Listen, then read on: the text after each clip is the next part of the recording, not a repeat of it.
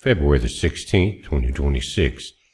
Guys, I'm not going to draw the video out very long. It's been a long day, but I want to reply to a couple of comments that was in the last video last night when we were showing the effects of sun diving comets and the explosions on the sun.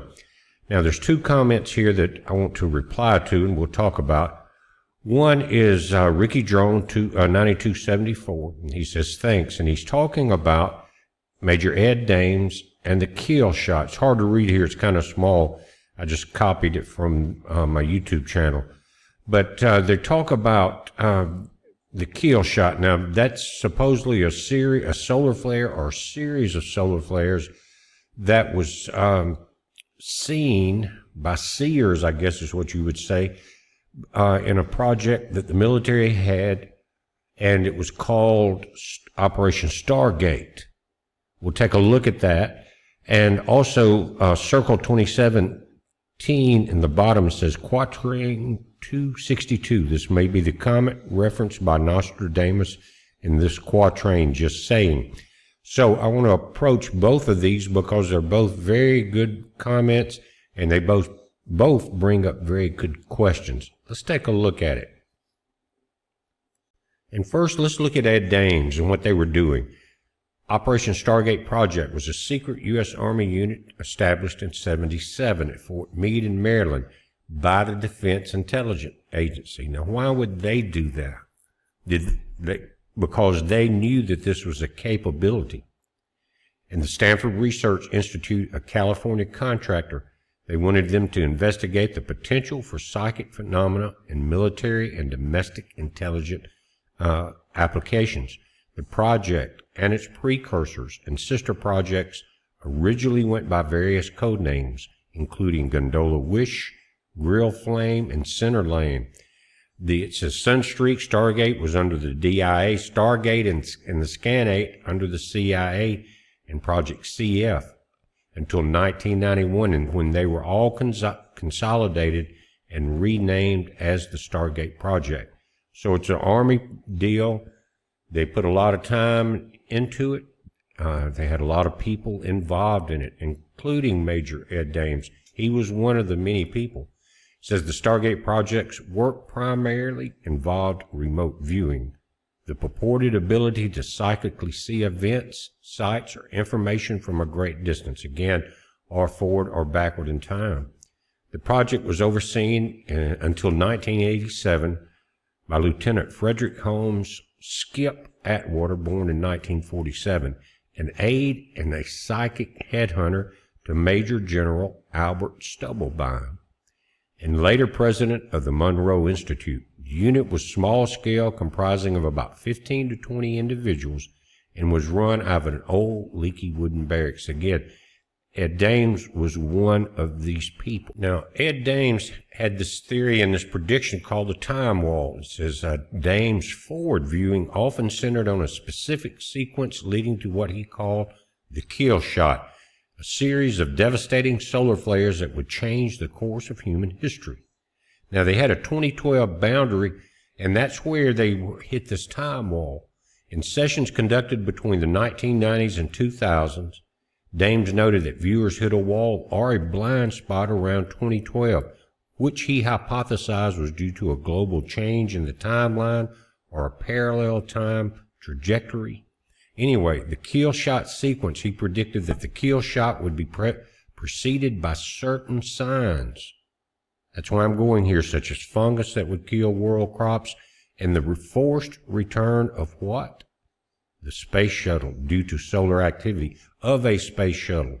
Now, what we're dealing with is the return of the International Space Station because of solar problems and leaks. Now, revised timelines. Despite the 2012 wall, Dames continued to update his predictions on platforms like Coast to Coast AM. We've all listened to that, with his most recent focuses being on current years 2024 to 2026 as the period where these solar superstorms and geopolitical events might fully converge. Guys, this is where it's all going. Now let's look at a Century 2 Quatrain 6 from Nostradamus Now, century 2 means it's the second, it's not a date or a span of 100 years. It is that he's divided his quatrains into sections. And I think it was 100 a section or something like that. Anyway, century 2 is the second group, but it says, near the gates and within 2 cities, there will be 2 scourges, the like of which was never seen. Famine with plague, people put out by steel, crying to the immortal God for relief. Now, what he was seeing, and many people agree on this, is that near the gates within these 2 cities was the bombing in Japan, the nuclear bombs. There would be 2 scourges, that like of which was never seen, and never, guys, in modern history that we know of, has there been nuclear bombs dropped on cities. And again, the like of which was never seen. Famine within plague, people put out by steel, crying to the great immortal God for relief. Many of you seen the pictures in the aftermath of that devastation. People were burned alive. People were burned up. It was terrible. And of course, any crops, food, supplies, grocery stores, anything in those cities was gone. And if you haven't seen them, it's not pretty, but again, look up Hiroshima and Nagasaki, guys. This fits it pretty well. Not everyone has been exactly right on these forward-looking projections.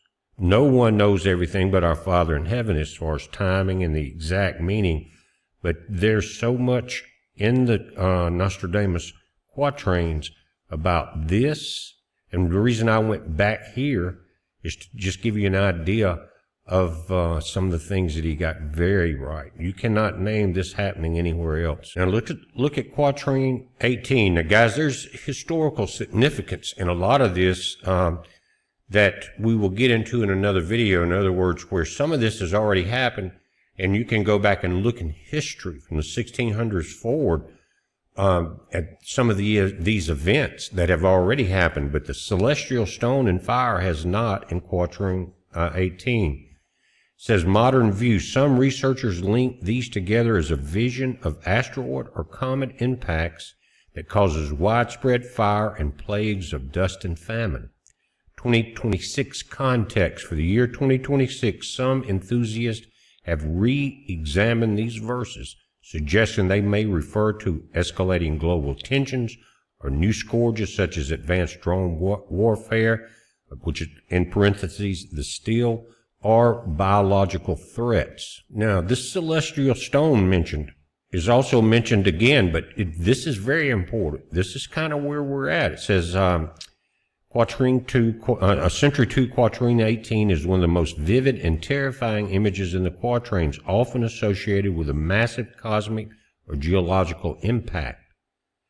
New impetus and sudden rain. This is quatrain 11 through 18. New impetus and sudden rain will suddenly halt 2 armies. They're going to see what's going down, and that's going to shut all that down. It says celestial stone. Fire makes the sea stony. The death of 7 by land and sea sudden. Guys, is that 7 nations, 7 kings? They're not sure. Let's look at what they think it is. Now, looking at the celestial stone, what the key interpretations are is an asteroid or comet impact. This is the most popular modern interpretation.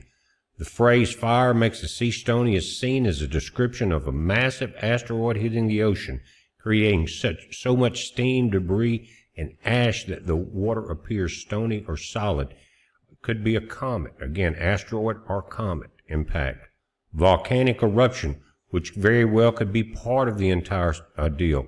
Geologically, a celestial stone accompanied by fire could refer to a volcanic explosion, throwing bombs, large rocks into the air. When molten lava hits the sea, cools instantly into rock, literally making the sea stony. Now that's number 2. I agree with the top. Why would you call a celestial stone? Let me back up. How would that apply to a volcanic eruption? I don't think it really does. Or it could apply to what they're saying, advanced weapons. Some analysts view celestial stones as a metaphor for modern aerial bombardment or missiles, objects that fall from the sky of the heavens with destructive power. Again, there's other quatrains that mention this is not anything but either an asteroid or a comet. And it mentions the death of 7. Could it be 7 leaders? One idea, the sudden death of 7 world figures or kings? Or could it be 7 cities, the destruction of 7 major coastal hubs? And a lot of the cities that Nostradamus mentions along the coast are along the coastal hubs, guys. Trading and merchant areas, things like that.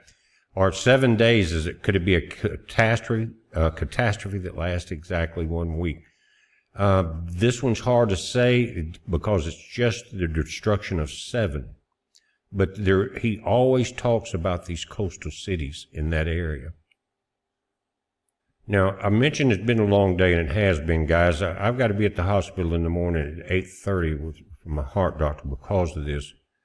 But anyway, I'm going to go, this is not going to include Quatrain 3, because that's another video, same subject, but this one's going to take long enough. But here's what we want to look at. The sea is heated by the sun in that quatrain.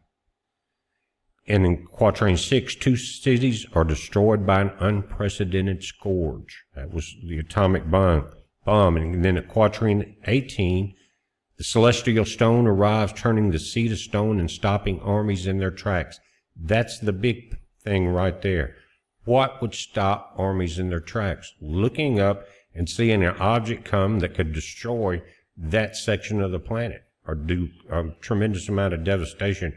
You're probably going to drop everything and run. Now, let's jump up to Century 5 just a minute. We're going to bounce around. Quatrain 72. Nostradamus famously pointed to a specific year, originally written as 1999, but often recalculated by interpreters to be the mid-2020s, including this year, 2026, due to the calendar shifts.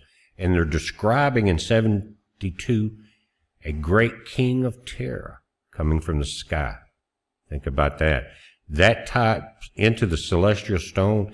And when we get into the quadrant 4, and we're going to be dealing with the solar heat and fish dying in the oceans. We're going to get there. Let's deal with this comet and what we're seeing in the skies now. It says many modern researchers link the celestial stone of Century 2 to another famous verse, Century 6 in Quatrain 97. Which describes a great fire falling upon a new city, often interpreted as New York or a major Western capital. This is the quatrain where you mentioned the year 1999. Remember, that's been moved up until modern times now. But it says the year 1999, the 7th month. From the sky will come a great king of terror to bring back to life the great king of the Mongols. Before and after Mars to reign by good luck. Guys, Mars is the symbol of war. Because 1999 passed without global apocalypse, Nostradamians often look for the next window where astrological alignments specifically involving Mars match his descriptions. 2026 is frequently cited because it marks a period of heightened geopolitical tension. Guys, we see that everywhere. In the streets, in the armies, in the nations. And he says that matches the Mars reigning energy. Again, wars and rumors of wars. Now going back to Century 2, again, the second volume, Quatrain 41 and 46, Nostradamus provides some of his most cinematic imagery. The vision of 2 suns appearing in the sky coinciding with a massive fire. It says the great star for 7 days will burn. The cloud will cause 2 suns to appear. The big mastiff will howl all night when the great pontiff will change his country. Let's look at what they think that says, and I agree with this one pretty close, guys. And it mentions 2 suns. This is one of the most analyzed verses for those looking at the year 2026. Astronomically and prophetically, this is interpreted in 3 ways. 1. The supernova or comet, a great star, or a bright comet passing so close to the Earth that it shines with the intensity of the second sun. This would last for 7 days, casting a constant eerie light over the world. Or it could, to me now, It could be an impact on the sun that causes 7 days of explosions. Anyway, the solar event, returning to the solar heat, guys, they note that a massive solar flare or parhelion sundials caused by ice crystals in a high-altitude cloud can create the optical illusion of two suns.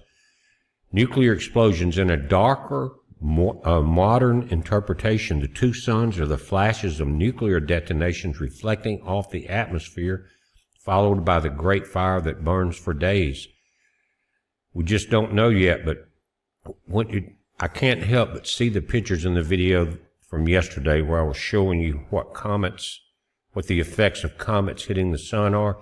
I've watched them for over a dozen years, but that's what I see. I see an impact on the sun causing some type of explosion that could last again the 7 days. And this is really, really interesting to me. I guess just me, but anyway, they talk about the big mastiff and the pontiff in that same quatrain we just looked at.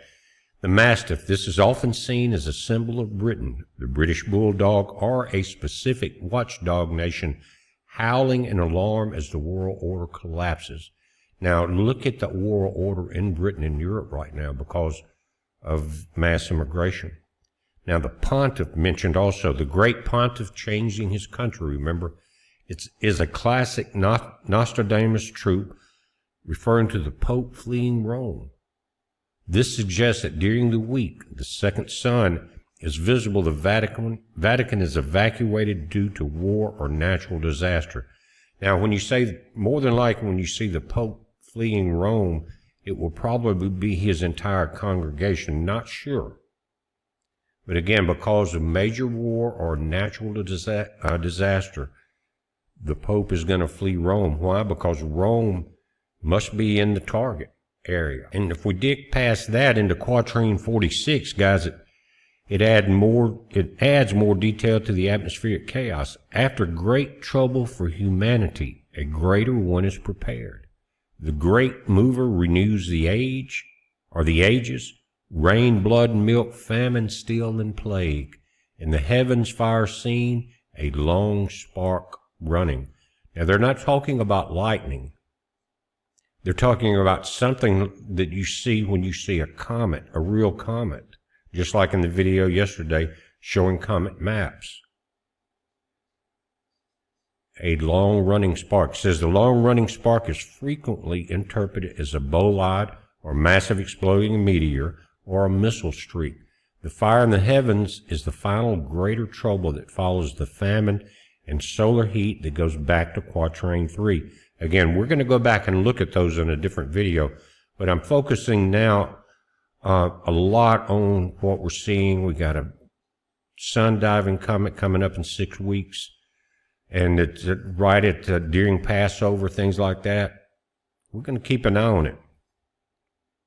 Now, looking through the ones we just went through, except for quadrant 3, which we're going to get to, we basically get solar heating. They think of the ocean, killing fish and things like that. There's a couple of different theories there, going from a situation just like we saw this last year, not enough hurricanes to take the cooling off the ocean, because if you had a solar blast that instantly heated the ocean to boiling that killed fish and cooked them, they were halfway cooked, and people were eating them when we get back to quadrant 3. But guys, that would also, if it got to see that hot that quick, it would kill a lot of people too. So it would be either a slower heating in a situation where you don't have the cooling effect, or it could be an underwater volcano. That would heat the sea very rapidly, and there's many in the area of Nostradamus, and that would kill fish, everything else. Then in quadrant 18 and 41, the celestial sun and the two suns. Now, human conflict. Hitler's mentioned. We didn't look at that one, but he's mentioned. It details World War II pretty good, and we saw the Hiroshima thing. But the human conflict, Hitler and the hungry beast crossing the rivers. Q24, the result is the desolation of the coast and the flight of the leaders. When you put all of this together, what we're seeing. Now, staying in the Century 2 section of this is Quatrain 62. And it's important because once we see the events that we just talked about, what happens next? It says there you encounter one of the most famous and debated names in all of Nostradamus' work, Mabus, M-A-B-U-S. This quatrain is often viewed as the tipping point where the environmental and cosmic disasters we've discussed, the solar heat, the celestial stone, transition into a total global collapse. Let's read Quatrain 62. Mabus then will soon die, then will come, of people and beast a horrible undoing. Then suddenly one will see vengeance, 100-hand, thirst, famine, when the comet shall run. Think about it. Again, Mabus now is the holy grail, they're saying, for many Nostradamus researchers, because he dies soon right after the horrible undoing. He is often seen as a short-lived leader whose assassination or death triggers a world-altering war. Now, who could that be, guys? Who could that be? Now, if you studied Nostradamus, some of his stuff was coded, guys, because of religious persecution back in those days. But the mere interpretation of Mabus, some suggest Mabus is a coded name or an anagram. If you flip the name in a mirror, it bears a resemblance to names of various modern leaders or antagonists. The third Antichrist, many believe in the three Antichrist theory, Napoleon being the first, Hitler the second. They believe Mabus is the third and final figure who brings about the end of the age. A weapon or entity. Could it be one or the other? Others suggest Mabus isn't a person but a missile or satellite linking back to the iron fish and celestial stone. The satellite missile theory to me doesn't really fit this theory right now. We're talking about the three Antichrist, and who would be a world leader that's going to be killed and really starts a major war. Then we're going to see the celestial rock or stone come in and stop two major armies. Now, the other section in it says, when the comet shall run, the last line. This provides a timing for the event. In the 16th century, a comet was also always seen as an omen of the death of a king. In the 2026 connection, if the long spark running, remember the quatrain before this, in the sky from Quatrain 46, and the celestial stone are part of a comet's tail or debris field, then Mabus's death occurs exactly when this astronomical event is visible to the world. Vengeance. The sudden vengeance suggests that Mabus's death isn't natural. It is an act of war or a false flag that justifies a massive military retaliation. Why am I going there? Because these are giving us warning signs. Now, let's go all the way to the end of Century 2 of this group of quatrains. It says, and that says 91, it says, at the sunrise or at the sunrise a great fire will be seen. The sun's coming up, guys. The noise and light extending towards the north. Now, Nostradamus, being in Europe, I think it was French, he wrote a lot in Italian, but anyway, something moving north would be up towards the Arctic Circle. The noise and light extending toward the north. Within the circle, death and cries are heard. Death by steel, fire, famine, death awaits them. Again, northern hemisphere. Now, the solar vent, just as we started with solar heat on the sea back in Quatrain 3, this quatrain ends with a fire so massive it is visible at dawn. Now, if you had something like that, guys, you're also going to see massive ice sheet melting, and that's going to cause the oceans to rise. Anyway, directional clue, the noise and light extending northward towards the north is a very specific detail. In prophetic circles, this is often interpreted as a polar event or a conflict impact centered in the northern hemisphere, possibly Europe, Russia, and North America. Now, the circle of death, it says geographic. It could have referred to the Arctic Circle, tying back to the north mentioned in the previous line.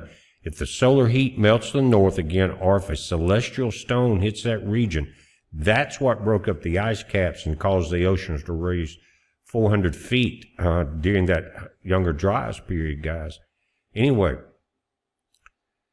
it could refer to the Arctic Circle, tying back to the north mentioned in the previous line. If the solar heat melts the north, or if a celestial stone hits that region, the consequences flow downward to the rest of the world. Flow downward is a very good example.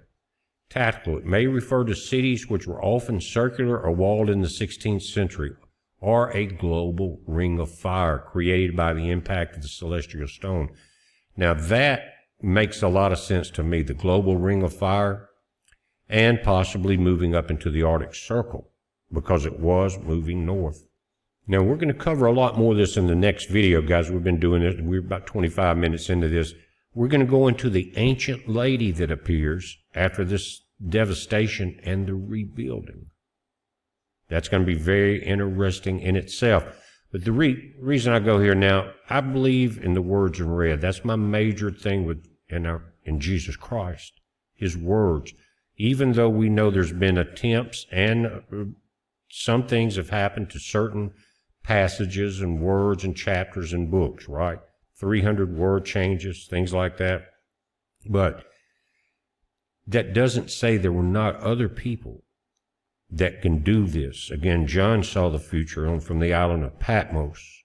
You got people like Ed Dames. You got other people that saw into the future.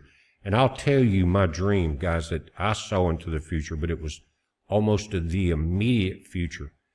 And I think it was 2004, the Banda Aceh earthquake. And that huge tsunami came through there. You remember that? And you were seeing people washed off the beaches and through the cities and the restaurants and everything like that. And it was I think Category 9 earthquake, guys, and very powerful. But let me tell you how I found out about it. I was dreaming. Of course, you're not realizing you're dreaming when you're dreaming, but I was sitting in like a little restaurant on the beach. I didn't know what beach it was, but I knew it was like a little tiki hut looking restaurant. And suddenly the front wall crashed in with water and started pushing us out the back. And people were going everywhere, and I woke up suddenly. And within an hour, I was watching on the news that quake hit. Again, the Banda Aceh quake there. It was devastating. Killed a lot of people. There were a lot of tourists there also in these places like I'm talking about, eating in your restaurant or tiki bar, whatever that was. And so these things happen. There's something that connects us with events. You know, we talk about we are beings of light, frequencies, vibrations. And so, again, it happens. Well, we're going to get into it a little deeper. Again, the ancient lady and the rebuilding is going to be a very good section. We're watching it. You watch it, guys. It's a heads up. Be safe.